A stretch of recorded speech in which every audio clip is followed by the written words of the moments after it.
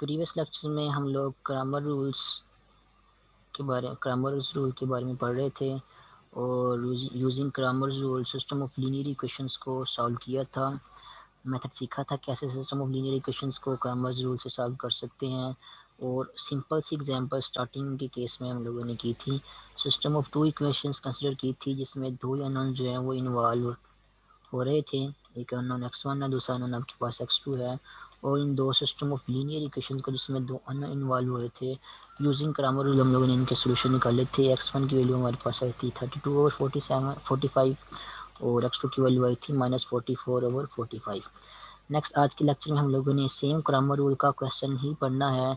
Just difference अब क्या होगा कि आज के लेक्चर में हम लोग जो है वो सिस्टम ऑफ टू इक्वेशन की बजाय सिस्टम ऑफ थ्री इक्वेशन जो है वो कंसिडर करेंगे, जिनमें थ्री अननोन जो है इन्वॉल्व हो रहे होंगे। Let's say for example one unknown आपके पास x1 x2 x3 भी हो सकते हैं, xy z भी हो सकते हैं, नाम चेंज हो सकते हैं, उससे कोई फर्क नहीं पड़ता। तो एग्जांपल 3 यहाँ पे सॉल्व की हुई है यूजिंग ग्रामर रूल, जिसमें अननोन जो है वो xy z इन्वॉल्व हो रहे हैं। और उसके अलावा एक और एग्जांपल भी है यहाँ पे, अगर आप देख सकते हैं तो एग्जांपल नंबर 10 आपको यहाँ पे स्क्रीन पे शो हो रही होगी। पीडीएफ आपको मैं शेयर कर दूंगा आप लोगों के साथ इनकी। तो एग्जांपल इसमें भी आपको यहाँ पे सिस्टम ऑफ थ्री इक्वेशन जो है लिखी नज़र आ रही हैं, जिनको ग्रामर रूल के ज़रिए सॉल्व करने का कहा गया है। तो यहाँ पे जो अननोन आपके पास जो शो हो रहे हैं वो x1 x2 एंड x3 हैं। तो दो एग्जाम्पल फिलहाल यहाँ पे सॉल्व की हुई हैं सिस्टम ऑफ थ्री इक्वेशंस के केस में, जिनमें थ्री अननोन जो इन्वॉल्व हो रहे हैं। मैं ये वाली एग्जाम्पल जो है करने लगा फिलहाल यहाँ पे, क्योंकि इस एग्जाम्पल को जो है उन्होंने अच्छे तरीके से जो है ना वो आसान वे से कैलकुलेशन जो है करके डिफरेंट जो है वो डिफरेंट जो डिटर्मिनेंट्स इन्वॉल्व हो रहे हैं उनको अलग अलग से उन्होंने फाइंड आउट करके फिर इंडियन आंसर निकाला हुआ है। तो इस तरह से के वे से जो उन्होंने इसको सॉल्व किया हुआ है, जिसको समझना और जिस वे से कैलकुलेशन करना थोड़ा आसान है। इसलिए मैं आपको जो है एग्जाम्पल नंबर 10 जो है फिलहाल यहाँ पे समझाने लगा हूँ। लेकिन जो एग्जाम्पल ये वाली है जो यहाँ पे लिखी हुई है, यहाँ पे आपको स्क्रीन पे एंड पे लिखी नज़र आ रही है, जिसमें सिस्टम ऑफ थ्री इक्वेशन को ग्रामर से सॉल्व किया है, इसको भी आप बिल्कुल जो है उसी वे को फॉलो करते हुए सॉल्व कर सकते हैं। तो दोनों में से एक एग्जांपल करवाना ही काफ़ी है, इसलिए मैं ये वाला एग्जांपल करवा रहा हूँ जिसमें अननोन जो है वो x1 x2 और x3 जो है वो इन्वॉल्व हो रहे हैं। तो ये system of three linear equation हैं और तीन ही अननोन जो है इनमें इन्वॉल्व हो रहे हैं। नाउ यूजिंग ग्रामर रूल जो हम लोगों ने सिस्टम ऑफ इक्वेशन को जो है वो सॉल्व करना है। और लोगों को पता है कोई भी सिस्टम ऑफ लीनियर इक्वेशन जो आपके पास, चाहे system of two linear equation जो थ्री हो या फोर हो, हम उनको जो है वो मैट्रिक्स की फॉर्म में जो है वो लिख सकते हैं। तो अगर आप जो अननोन जो है कोएफिशिएंट्स को अगर देखते हुए मैट्रिक्स बनाए तो आपके पास ये कोएफिशिएंट मैट्रिक्स बनता है, ये वाला, ठीक है। उसके बाद x1 x2 x3 column matrix unknowns का कॉलम मैट्रिक्स बनता है, और 3 1 और 2 ये कांस्टेंट्स का मैट्रिक्स बनता है जो इक्वलिटी की दूसरी साइड पे आ रहे होते हैं।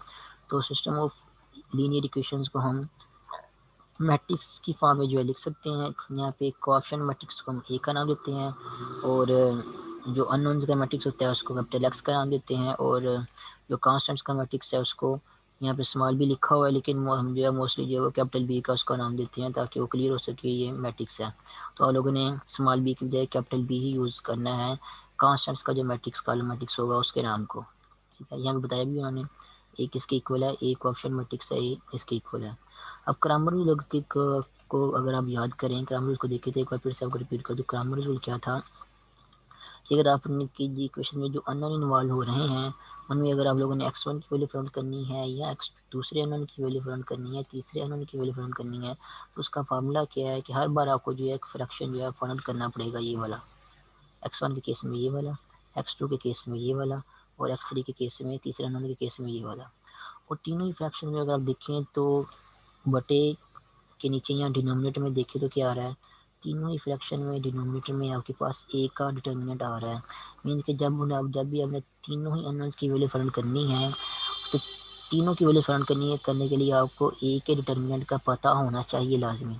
इसलिए हम क्या करेंगे, हम जब कैलकुलेशन करेंगे तो हम ए का डिटर्मिनेंट जो है वो पहले ही इवेल्यूट कर लेंगे यहाँ पे, ताकि मैं जब x1 x2 x3 की वैल्यू फाइंड करने लगे तो मैं बार बार जो है वो वहाँ फ्रैक्शन में कैलकुलेशन ना करनी पड़े, डायरेक्ट हम एक डिटर्मिनेंट की जो वैल्यू 27 यहाँ पे मिली गई है जो भी मिलती है हम इसको वहाँ पे यूज़ करके जो है अपने आंसर को जो वैल्यूट कर सकें। और उसके अलावा फार्मूला क्या था ग्रामर रूल में अननोन्स की वैल्यू फाइंड करने का, उसका फार्मूला ये था कि न्यूमिनेटर में भी आपके पास जो है वो एक डिटर्मिनेंट जो है वो हर वैल्यू में आता है, x1 की वैल्यू में भी आता है, x2 की वैल्यू में आता है। इस तरह थर्ड अननोन की वैल्यू में भी एक डिटर्मिनेंट जो है वो आता है, इन्वॉल्व होता है। तो डिनोमिनेटर वाला तो डिटर्मिनेंट ए डिटर्मिनेंट है वो सभी का फिक्स ही है, लेकिन जो न्यूमिनेटर वाला डिटर्मिनेंट है वो उसमें थोड़ी सी चेंजिंग आती है हर वैल्यू में। x1 की वैल्यू में अगर आपने डिटर्मिनेंट न्यूमिनेटर में एक डिटर्मिनेंट लिखना है तो क्या करते हैं, जो कांस्टेंट्स वाला कॉलम होता है उसको पहले नंबर पे रखते हैं। अगर आपने पहले अननोन की वैल्यू लिखनी है और आपने दूसरे अननोन की वैल्यू फाइंड करनी है तो जो न्यूमिनेटर में डिटर्मिनेंट होता है उसमें दूसरे नंबर पे कॉलम मैट्रिक्स रख देते हैं कांस्टेंट्स वाला b1 b2 b3।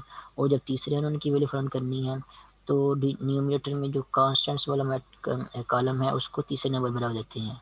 इस तरह तीन बार चलते हैं। उसके बाद जो बाकी दो कॉलम बच जाते हैं ऊपर डिनोमिनेटर न्यूमिनेटर में, जैसे यहाँ पे पहले अननोन के केस में कॉलम 2 और कॉलम 3 बच जाता है। उसके बाद दूसरे अननोन के केस में कॉलम 1 और कॉलम 3 बच जाता है। और तीसरे अननोन के केस में पहले दो कॉलम बच जाते हैं। ये जो कॉलम बच जाती हैं यहाँ पे इनको इनकी वैल्यूज़ कहाँ से लिखते हैं, इनकी वैल्यूज़ जो आपके पास ए स्टार्टिंग में आप लोगों ने बनाया होता है, ये ए स्टार्टिंग में इन जनरल लिखा हुआ है यहाँ पे, जो अननोन के कोएफिशिएंट से ए मैट्रिक्स बनता है उसके कॉलम आप लोगों ने जो है वो यहाँ से एक एक कॉलम से देख के यहाँ पे आप लोगों ने लिखने होते हैं जो बाकी बच जाते हैं। जैसे यहाँ पे दूसरा तीसरा कॉलम बच गया है, हम क्या करेंगे, हमारे कोएफिशिएंट मैट्रिक्स में ए में से जो ए का दूसरा तीसरा कॉलम बनता है, कलर चेंज करते हैं समझाने के लिए, यहाँ पे ए का जो दूसरा तीसरा कॉलम बचा है ये वाला, हम करेंगे ये वाला column same as it is जो है दोनों कॉलम को क्या करेंगे उसके ऊपर वाले जो न्यूमिनेटर में डिटर्मिनेंट है वहाँ पे लिख देंगे। ओवरऑल जो अपना डिटर्मिनेंट कहाँ से जाए यहाँ पे निकाल लेंगे न्यूमिनेटर में। इसी तरह यहाँ पे आपका पहला और तीसरा कॉलम जो बच जाता है, क्योंकि दूसरा कॉलम लोगों ने कांस्टेंट वाला रख लिया है, पहला और तीसरा कॉलम भी हम क्या करते हैं जो कोएफिशिएंट्स वाला मैट्रिक्स होता है ये उसका पहला और तीसरा कॉलम जो है हम यहाँ पे यूज़ कर लेते हैं। और इसी तरह यहाँ पे जो तीसरे अननोन में पहला और दूसरा कॉलम बच जाता है उसको ए के कॉलम ए में से जो पहले और दूसरे कॉलम होते हैं उनकी वैल्यू जो है वो वहाँ से जो है वो इसमें पुट कर देते हैं। तो ये फार्मूलाज आप मैंने लास्ट लेक्चर में बताया था कि याद करने की जरूरत नहीं है, जरूरत आप लोगों को जैसे ये याद कर लें कि मैट्रिक्स यहाँ पे जो डिटरमिनेंट इन्वॉल्व हो रहे हैं उनके अंदर जो एंट्रीज लिखनी है आप लोगों ने, ये सारी जो इन्वॉल्व हो रही हैं ये कैसे कैसे लिखनी है। अगर वो तरीका आपको समझ में आ गया है तो आपको याद करने की जरूरत नहीं है। आप देख के जो है ना वो आपको जो सिस्टम ऑफ लीनियर इक्वेशन को आपने जो मैट्रिक्स की फॉर्म में लिखा है आप उन्हीं को देख के जो है ना वो आप ये बता सकते हैं कि x1 की वैल्यू जो है वो उसमें जो डिटरमिनेंट इन्वॉल्व हो रहे हैं उसमें एलिमेंट्स कौन से होंगे, x2 की वैल्यू में कौन से होंगे, इस तरह x3 की वैल्यू में कौन से होंगे। ठीक है, तो चलते हैं अभी फिलहाल इस तरह सोल्यूशन की तरफ। क्योंकि हमने जब x1 की वैल्यू फाइंड करनी है हमें एक डिटर्मिनेंट जो हम न्यूमिनेटर में चाहिए, एक डिटर्मिनेंट डिनोमिनेटर में चाहिए, और जो डिनोमिनेटर वाला डिटर्मिनेंट है हमें पता है वो ए वाला डिटर्मिनेंट है, वो तीनों में ही इन्वॉल्व होता है। ए का डिटर्मिनेंट कोएफिशिएंट वाला जो मैट्रिक्स है उसका डिटर्मिनेंट तीनों ही अननोन की वैल्यू में इन्वॉल्व होता है। अगर आप तीन अननोन वाली इक्वेशन को सॉल्व कर रहे हैं तो फिर क्या करना होगा हमें, सबसे पहले फिर जो कोएफिशिएंट्स वाला मैट्रिक्स है ए उसका डिटरमिनेंट पहले फाइंड आउट कर लेते हैं ताकि उसका जो आंसर है उसको हम बाकी अननोन्स के जो फार्मूलाज हैं x1 x2 एंड x3 उसमें यूज़ कर सकें। तो कोएफिशिएंट वाला मैट्रिक्स आपको यहाँ पे लिखा नजर आ रहा है, ए इज इक्वल टू ये लिखा हुआ है, और नेक्स्ट हम इसका डिटरमिनेंट फाइंड आउट करना है। और 3 मैट्रिक्स का डिटरमिनेंट कैसे फाइंड आउट करते हैं मैंने आपको इसका तरीका डिटेल में बताया था। आज फिर इस एक बार फिर से जो है ना वो क्रैमर रूल के बने जो हम इसको फिर से रिकॉल कर लेते हैं। तो ये देखें मैट्रिक्स है उसको कैपिटल ए जो इंग्लिश का कैपिटल लेटर है उससे डिनोट किया हुआ है, और उसके बाद जो उसके एलिमेंट्स हैं उनको उनके एलिमेंट्स जो उसके जो उनके जो एलिमेंट्स हैं उनको जो है वो स्क्वायर ब्रैकेट के साथ जो है वो इनक्लोज किया हुआ है, जो ये शो कर रहा है कि ये आपके पास ये मैट्रिक्स की नोटेशन लिखी हुई है। उसके बाद इसी मैट्रिक्स का जब डिटर्मिनल लेने की बारी आई है तो ए की साइड पे जो इन्होंने वर्टिकल लाइन जो लगा दी हैं जो चीज़ ये शो कर रही है कि अब ये जो क्वांटिटी लिखी हुई है ये वाली क्वांटिटी ये मैट्रिक्स नहीं है, ये मैट्रिक्स ए का डिटर्मिनेंट है। अब अगर ये मैट्रिक्स ए का डिटर्मिनेंट है तो इसको इस तरह स्क्वायर ब्रैकेट्स के इक्वल आप लोगों ने नहीं लिखना। स्क्वायर ब्रैकेट्स के इक्वल इस तरह लिखेंगे तो ये मैट्रिक्स है जो कि इसके इक्वल जो है वो नहीं बनता, ये एक नंबर है। डिटर्मिनेंट कभी भी मैट्रिक्स के इक्वल नहीं बनता। सिंपल वर्ड्स में कहें तो आप इस तरह नहीं लिख सकते कि यहाँ पे ए के साइड पे लाइन लगा दें जो कि डिटर्मिनेंट बन जाएगा और इसको जो है वो इसके इक्वल कर दें जो कि एक मैट्रिक्स है। इस तरह आप इन दोनों को आपस में इक्वल नहीं कर सकते। क्यों नहीं कर सकते कि इस तरह आप देख सकते हैं आपकी लेफ्ट हैंड साइड पे ए का डिटर्मिनेंट लिखा हुआ है और राइट हैंड साइड में क्या है एक मैट्रिक्स है, तो डिटर्मिनेंट मैट्रिक्स के इक्वल नहीं होता। तो नोटेशन वाइज आप लोगों ने केयरफुल लेना है। अगर मैट्रिक्स लिखा हुआ है तो उसको मैट्रिक्स के नाम से डिनोट करना है। अगर मैट्रिक्स के नाम के साइड पे लाइन लगी हुई है इस तरह ए के साइड पे लाइन लगी हुई है तो ये का डिटर्मिनेंट है। तो इक्वल की दूसरी साइड में भी आपको जो है डिटर्मिनेंट का सिंबल ही आना चाहिए, मैट्रिक्स का सिंबल नहीं आना चाहिए। और डिटर्मिनेंट का सिंबल क्या है कि आपने स्क्वायर ब्रैकेट की जगह फिर क्या कर देना है, वर्टिकल लाइंस जो है लगा देनी इस तरह, जो कि मैट्रिक्स के डिटर्मिनेंट को रिप्रेजेंट कर रही होंगी। तो नेक्स्ट हम इस मैट्रिक्स ए का डिटर्मिनेंट वैल्यूड करते हैं।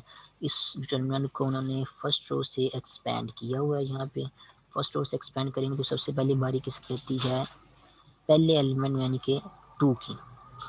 तो 2 को क्या करेंगे, एज इज यहाँ पे लिखेंगे।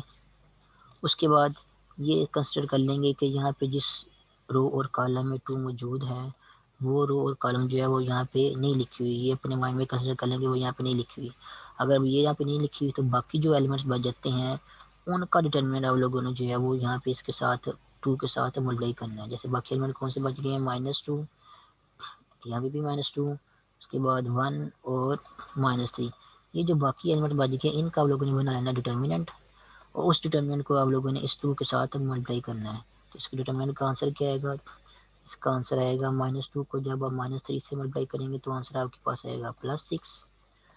और उसके बाद माइनस का सिंबल खुद से लगाते हैं। और नेक्स्ट -2 को जब आप 1 से मल्टीप्लाई करेंगे तो आपका आंसर आएगा -2।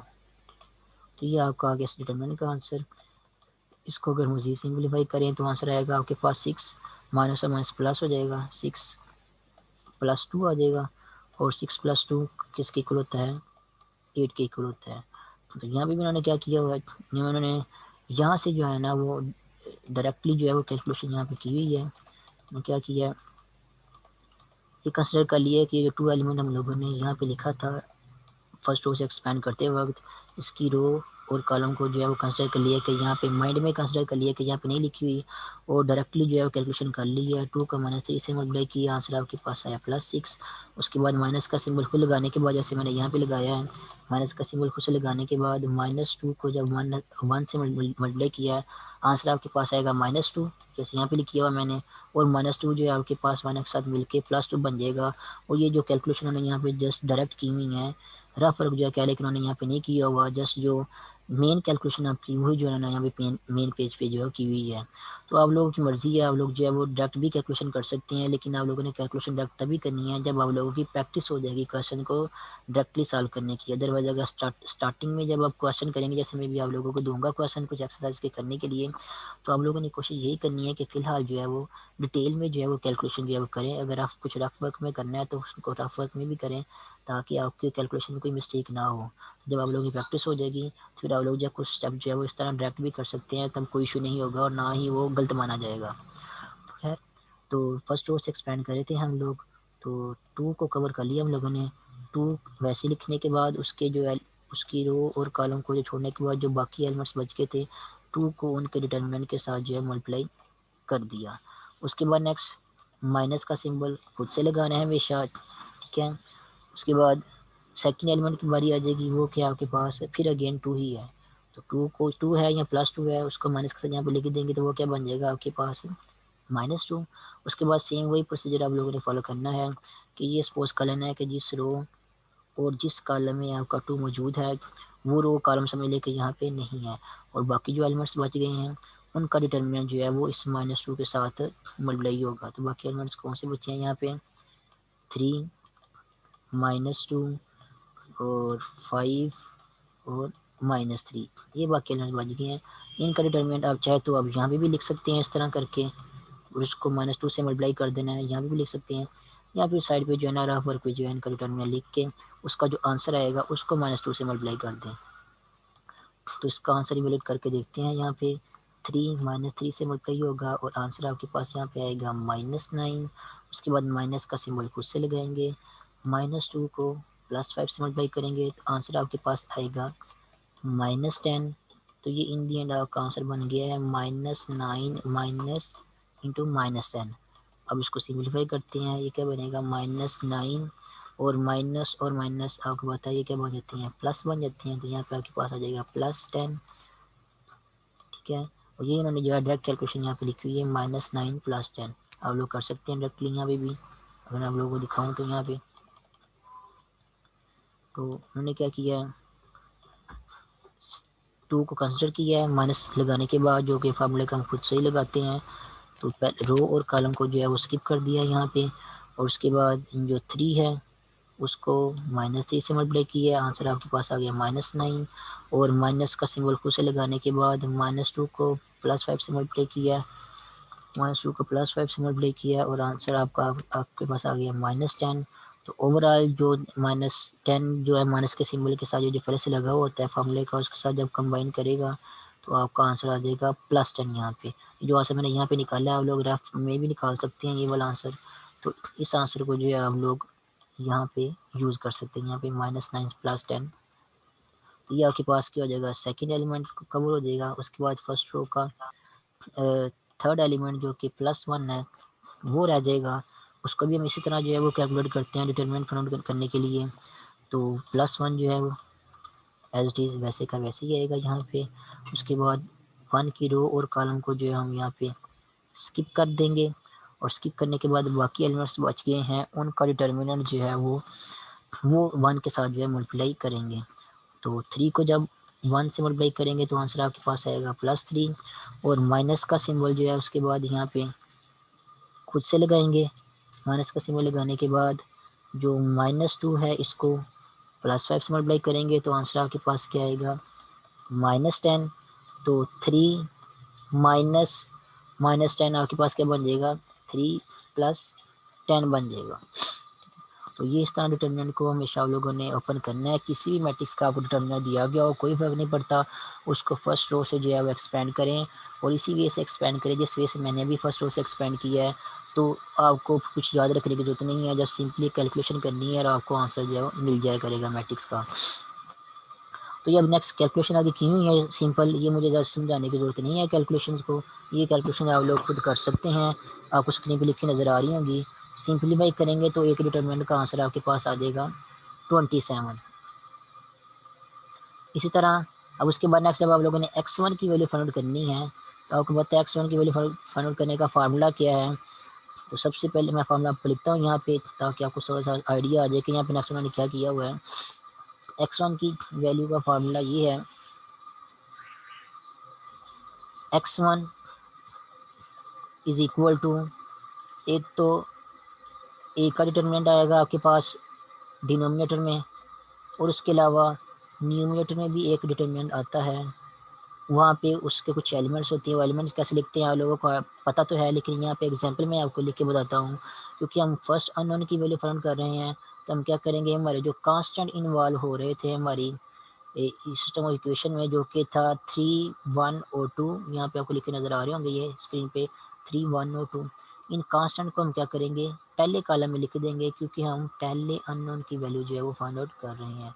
तो ये 3, 1, 2 आपका पहले कॉलम में आ जाएगा, कांस्टेंट की जो एंट्रीज हैं। उसके बाद बाकी आपके पास 2 कॉलम बच गए हैं, कॉलम नंबर 2 और कॉलम नंबर 3। अब इनकी वैल्यूज़ आप लोगों ने कहाँ देखनी है, इनकी वैल्यूज़ देखने के लिए आप लोगों को मैट्रिक्स ए की तरफ देखना पड़ेगा। तो मैट्रिक्स ए की तरफ देखें तो आपके पास जो सेकंड कॉलम है वो आपके पास क्या बन रहा है, वो बन रहा है आपके पास 2, -2 और +1। तो यहाँ से सेकंड कॉलम को देखते हुए आप क्या करेंगे, वो सेकंड कॉलम आप यहाँ पे लिख देंगे, बन जाएगा आपके पास 2, -2 और +1। उसके बाद तीसरा कलम भी यहाँ पे भी लिखने वाला रहता है, तो तीसरा कलम भी हम जो है वो ए से ही देख के लिख लेंगे। तो ए में तीसरा कलम क्या है आपके पास 1, -2 और -3। तो ये जो तीसरा कॉलम है इसको भी हम यहाँ से देख के लिख लेंगे, आपके पास यहाँ पे आ जाएगा 1, -2 और -3। तो ये आपके पास है x1 की वैल्यू। आप देख सकते हैं यहाँ पे जो मैंने जो डिटर्मिनेंट इन्वॉल्व हो रहा है आपके न्यूमरेटर में, उसमें जो एलिमेंट्स मैंने लिखे हैं वो एलिमेंट्स को अगर आप गौर से देखें तो ये वही डिटर्मिनेंट है जो यहाँ पे ये D1 की को लिखा हुआ है यहाँ पे।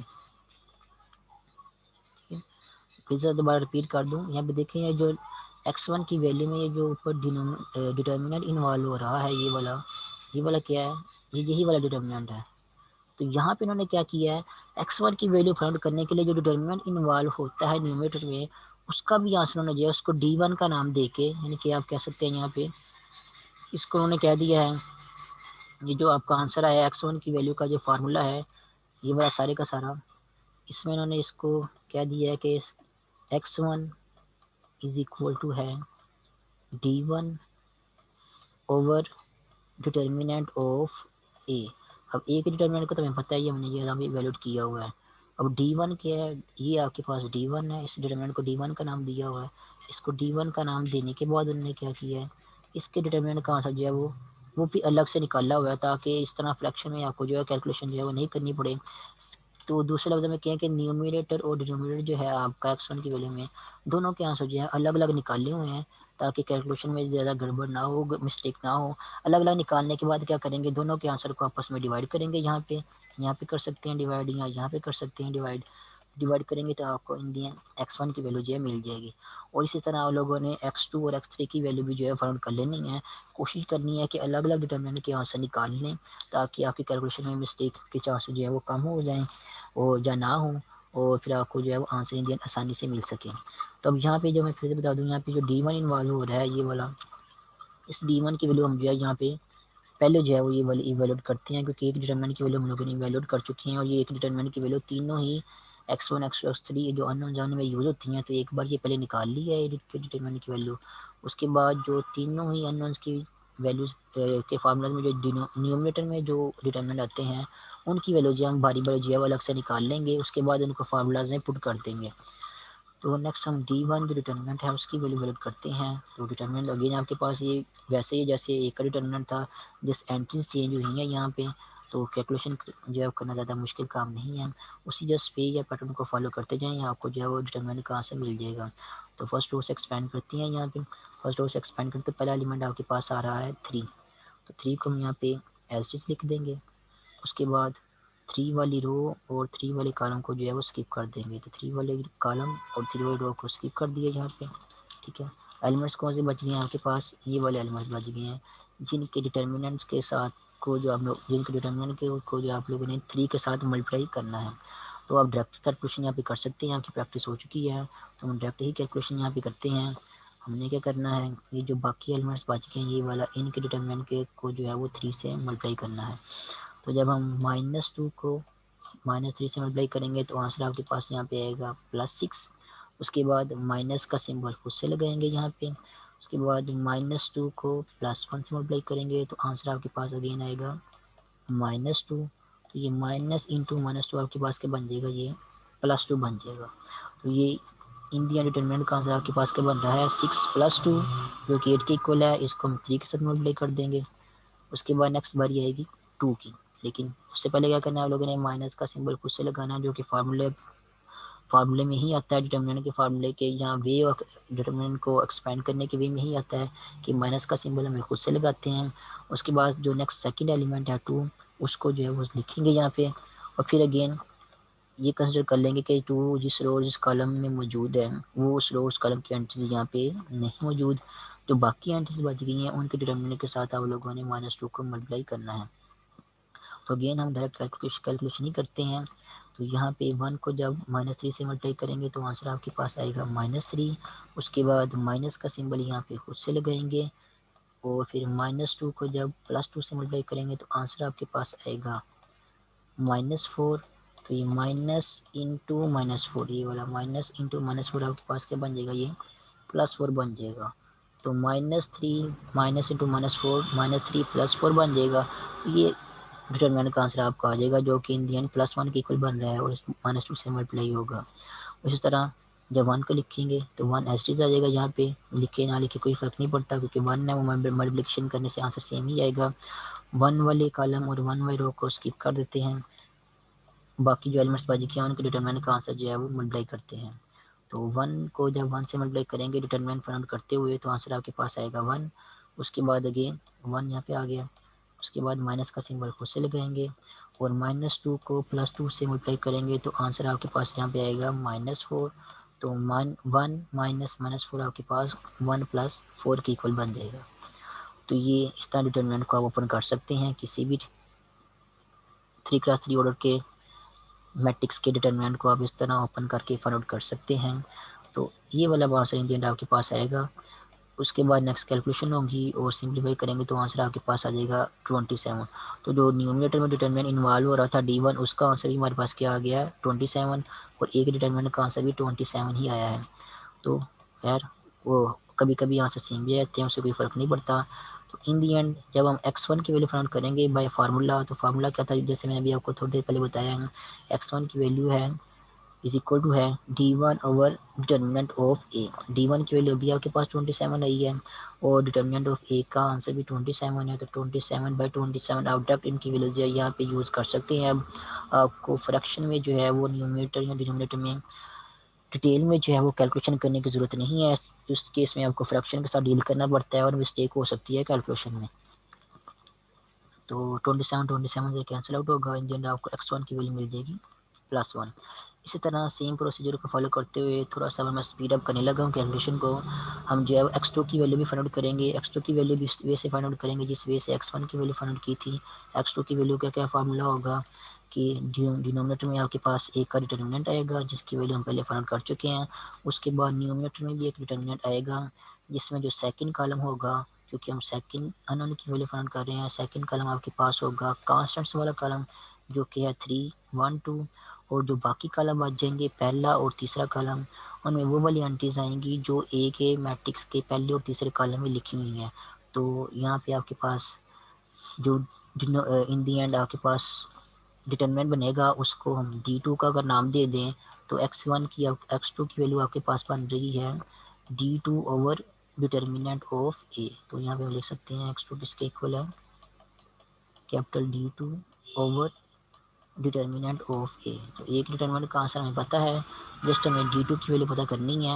यहाँ पे जो D2 है उसको भी अब इन्होंने सेपरेट उसके डिटर्मिनेंट का आंसर जो है वैल्यूट किया हुआ है, उसको भी यहाँ पे वैल्यूट करते हैं डिटर्मिनेंट के आंसर को। सेम उसी वे से कैलकुलेशन करेंगे। फर्स्ट रो आपके पास है जिसकी 3 एंट्रीज हैं 2, 3 और 1। 2 पहले लिखेंगे, उसके बाद 3 के साथ माइनस का सिंबल लगाएंगे, दूसरे एलिमेंट के साथ 3 को भी लिखेंगे, फिर +1 को लिखेंगे। उसके बाद अगर 2 की बात हो रही हो तो 2 के कॉलम और 2 के रोज को स्किप करें अगर, तो जो बाकी एलिमेंट्स बच गए हैं उनके डिटर्मिनेंट का आंसर +2 के साथ मल्टीप्लाई होगा।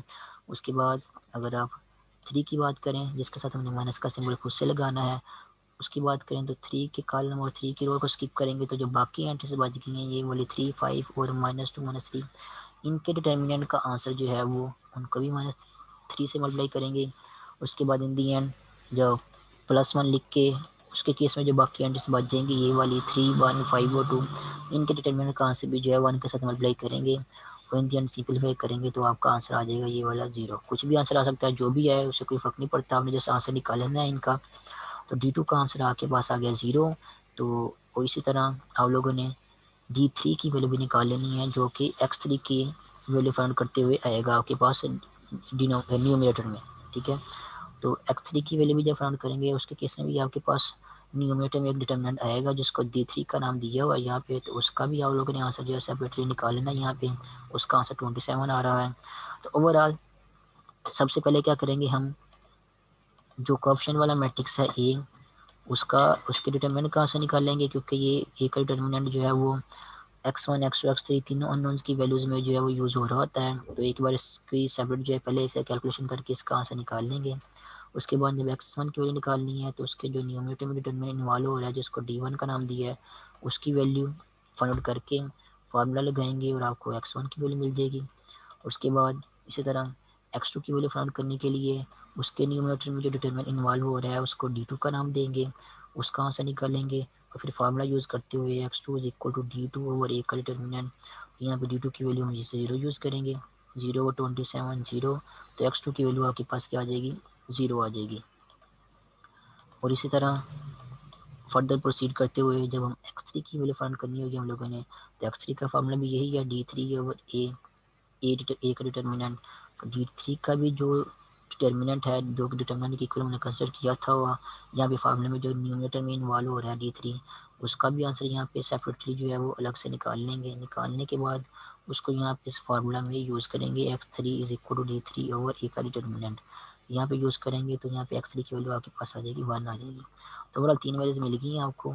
x1 की वैल्यू आपको यहाँ पे मिली है 1, x2 की वैल्यू यहाँ पे मिली है 0 और x3 की वैल्यू भी आपको मिल गई है 1, ये 3 वैल्यूज मिल गई हैं अननोन की। और ये आपका क्या बन जाएगा, सोल्यूशन सेट बन जाएगा ये वाला। तो ये है क्रैमर्स रूल से सिस्टम ऑफ लीनियर इक्वेशन को सॉल्व करने का वे। अगर आप लोगों ने कुछ समझ आ गई हो तो आपको आइडिया हो गया होगा कि क्रैमर्स रूल्स में से क्वेश्चन को सॉल्व करने के लिए जस्ट आप लोगों को डिटर्मिनेंट जो है वो फाइंड आउट करना आना चाहिए। 2 का तो सभी को ही आता है, 3 का भी अगर आपको करना आता है डिटर्मिनेंट फाइंड आउट करना, तो फिर ये बिल्कुल भी मुश्किल नहीं है। जस्ट ये आप लोगों कह लें कि जस्ट कैलकुलेशन का काम है, थोड़ा टाइम लगाएं, कैलकुलेशन करें डिफरेंट डिटर्मिनेंट्स की, उनके आंसर निकाल लें और फार्मूला यूज़ करते हुए जितने भी अननोन इन्वॉल्व हो रहे हैं, चाहे वो 2 अननोन हो चाहे वो 3 हो, सभी की वैल्यूज आप लोग जो है वो बाय क्रैमर रूल जो है फाइंड आउट कर सकते हैं इजीली। तो ये है क्रैमर रूल के ज़रिए सिस्टम ऑफ लीनियर इक्वेशन को सॉल्व करने का वे। उसके अलावा एक और एग्जांपल भी थी यहाँ पे जो सॉल्व की हुई थी, जैसे मैंने आपको पहले बताया था यहाँ पे ये वाली सिस्टम ऑफ लीनियर इक्वेशंस को विद 3 अननोन्स उनको सॉल्व किया हुआ है। तो ये एग्जाम्पल भी इसी वे से आप सॉल्व कर सकते हैं। नेक्स्ट मैं आप लोगों को एक्सरसाइज का क्वेश्चन देता हूँ जो आप लोगों ने बाय यूजिंग क्रैमर रूल जो है वो खुद सॉल्व करना है ताकि आप लोगों की जो है वो प्रैक्टिस हो सके। नेक्स्ट है क्वेश्चन नंबर 11 to 16, ये क्रैमर रूल वाले हैं। तो यहाँ से आप लोगों ने जो क्वेश्चन करने हैं कितने, तो 2 काफ़ी होंगे। और वो 2 क्वेश्चन आप लोग, एक तो क्वेश्चन नंबर कर लें 12, ये आसान ही है, 2 लीनियर इक्वेशंस है और 2 अननोन इन्वॉल्व हो रहे हैं इसमें। और उसके अलावा आप लोग जो है क्वेश्चन नंबर, इसमें एक्स वाई कहीं नहीं आ रहे, ठीक। चलिए आप इसका क्वेश्चन नंबर 14, ये 2 क्वेश्चन कर लें 12 और 14, ये जो एक साइड पे क्वेश्चन लिखे हुए हैं ये वाले, ये 2 क्वेश्चन आप लोगों ने जो है बाय क्रैमर रूल जो है वो सॉल्व करने हैं। और इसका आंसर्स क्या आते हैं, अननोन्स के आंसर क्या आते हैं, वो भी मैं आप लोगों को ग्रुप में पिक्चर सेंड कर दूंगा ताकि आप लोगों को आइडिया हो जाए, कंफर्म हो जाए कि आप लोगों ने जो क्वेश्चन सॉल्व करके आंसर निकाले हैं वाकई ही सही कैलकुलेशन की है, सही आंसर निकाले हैं। तो ये 2 क्वेश्चन जो है आप लोगों ने करने हैं बाय यूजिंग क्रैमर रूल। तो सीक्वेंसेस वाला टॉपिक जो है नेक्स्ट लेक्चर में हम लोग स्टार्ट करेंगे। फिर आज के लेक्चर के लिए इतना काफ़ी है, बाकी फिर नेक्स्ट लेक्चर में करेंगे।